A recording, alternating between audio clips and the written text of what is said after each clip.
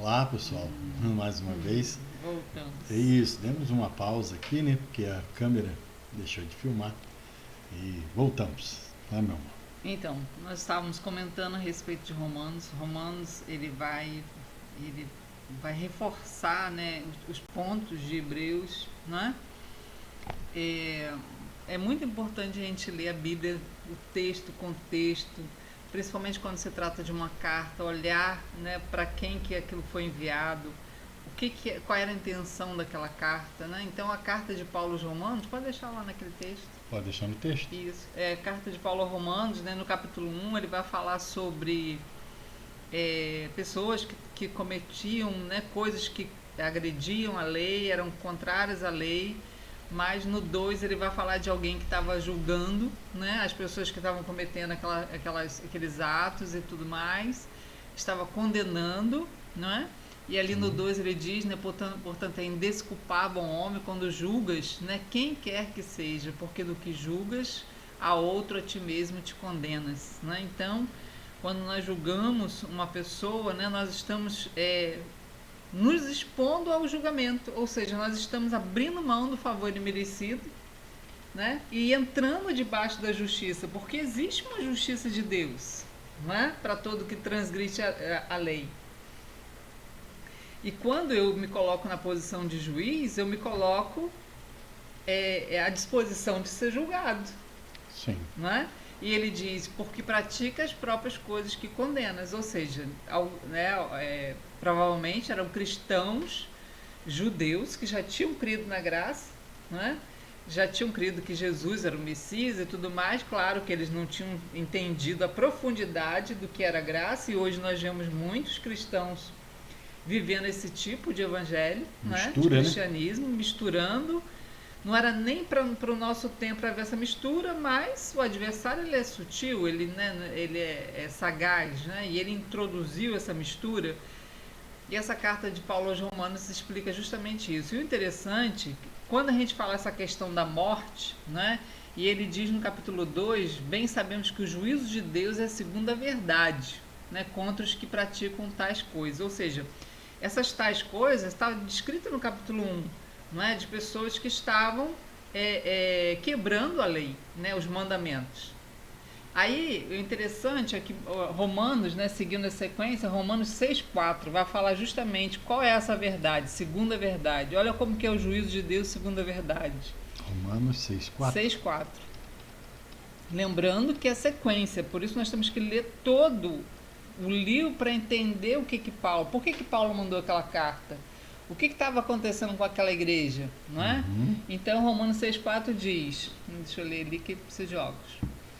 Fomos, pois, sepultados com ele na morte pelo batismo, que nós já dissemos, não é? Sim. Nós nos vemos já sentenciados à morte, né? Para que, como Cristo foi ressuscitado dentre os mortos, pela glória do Pai, assim também andemos nós em novidades de vida. Deixa eu ver aqui se o versículo porque eu pulo alguns. O 7. Olha, o 7. Porque aquele que está morto está justificado do pecado. Olha como que Deus julga. Aquele que crê que está morto está justificado do pecado. Justamente. Porque o pecado não tem domínio, olha o 14. Para eu ler aqui. Porque o pecado não terá domínio sobre vós, pois não estáis debaixo da lei, mas debaixo da graça. Aquele que se vê morto, é o que nós estávamos dizendo, vai chegar a hora que o pecado não pode mais dominar ele, porque o que traz força ao pecado é a lei, não é? E aqui nós vemos claramente no 14 que o pecado, para quem está debaixo da graça, que creu no favor imerecido, não é? Ele vai ter domínio sobre o pecado não terá domínio sobre vós, né? Olha o 7:1, também é muito interessante, Romanos 7:1. Tá lá. Não sabeis vós, irmãos, aí ele diz entre parênteses, não sei se está aí, pois fala os que conhecem a lei, os mandamentos, né? Que a lei tem domínio sobre o homem por todo o tempo que vive. Ou seja, a lei, os mandamentos de Deus, não é? tem domínio para alguém que se vê vivo. Para alguém que se vê vivo nessa carne. Ou seja, ele não se considera morto para o pecado. Morto para a condenação do pecado. Sim. Não é só morto para o pecado. Primeiro ele tem que ser ver morto para a condenação, para que o pecado não exerça domínio sobre ele. Não Desse jeito, é. Então, como que aquele, né, como que a lei vai ter domínio sobre uma pessoa que já morreu? Ou vai condenar alguém que já morreu, que já se vê, né, morto? É o que Paulo está dizendo para aquele que julgou lá no início. Sim. Aquelas pessoas do capítulo 1, não é? Aí ele diz, no 4, assim, meus irmãos, também vós estáis mortos para a lei, para a condenação da lei, né? Pelo corpo de Cristo, para que sejais de outro daquele que ressuscitou dentre os mortos, a fim de que demos fruto para Deus. Ou seja, o fruto, né, só consegue dar quem se vê morto. Se vê morto em Cristo, sepultado em Cristo, porque está sepultado já está condenado. Essa é a verdade. Não é? Uma vez sepultado, ressuscitou agora no corpo de Cristo. Então, como que Deus vê essa pessoa? Perfeito, justo, inculpável. Porque na realidade o olhar de Deus não está sobre a pessoa, está sobre Cristo, né? Aí entra esse versículo que você leu aí. Sim, o versículo de Romanos, né?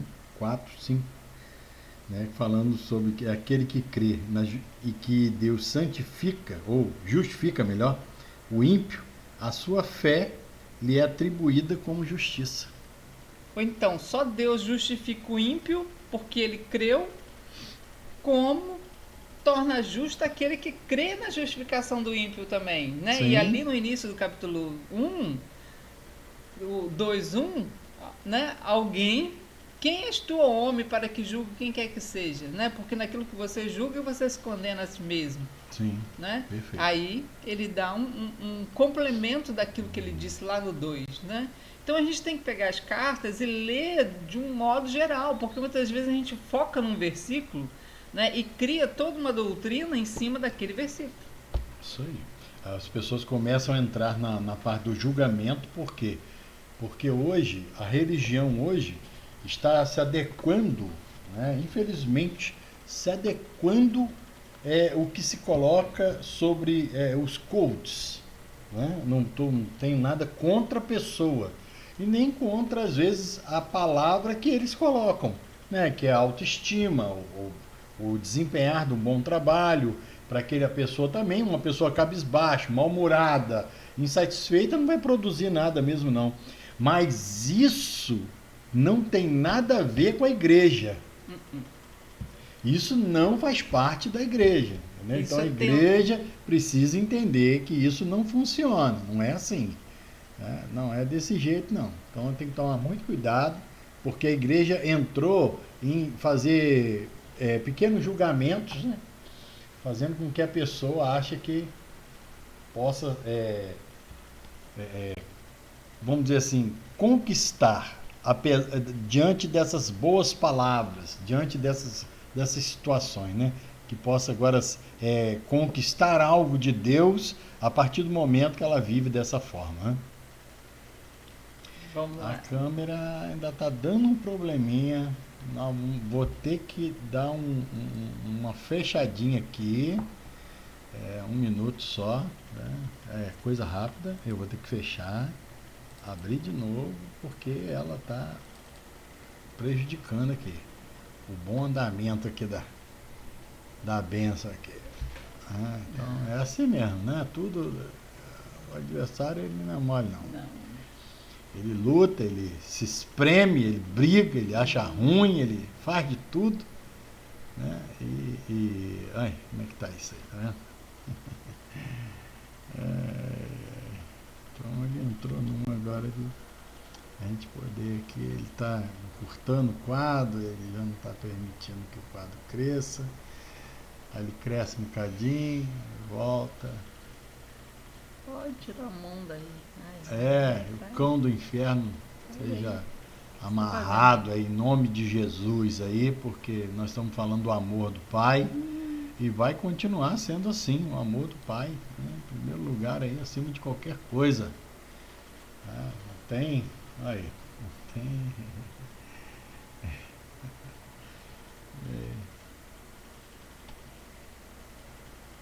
Nós estamos com um problema de câmera, felizmente.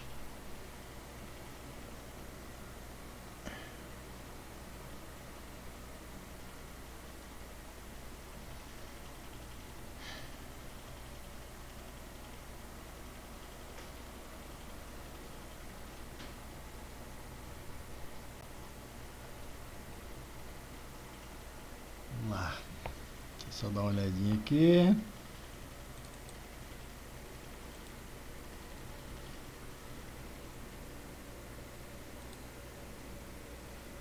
Vou colocar. Vamos ver se ela vai persistir como erro, né? E a gente poder continuar aqui falando desse amor, né? Deus tem abençoado. Hoje eu tenho um momento da oração, né? Para não ficar muito tempo só a gente ministrando, né? Tem um momento da oração. Amém? Prontinho, vamos seguir aqui. Em nome de Jesus. Vamos colocar aqui para o texto.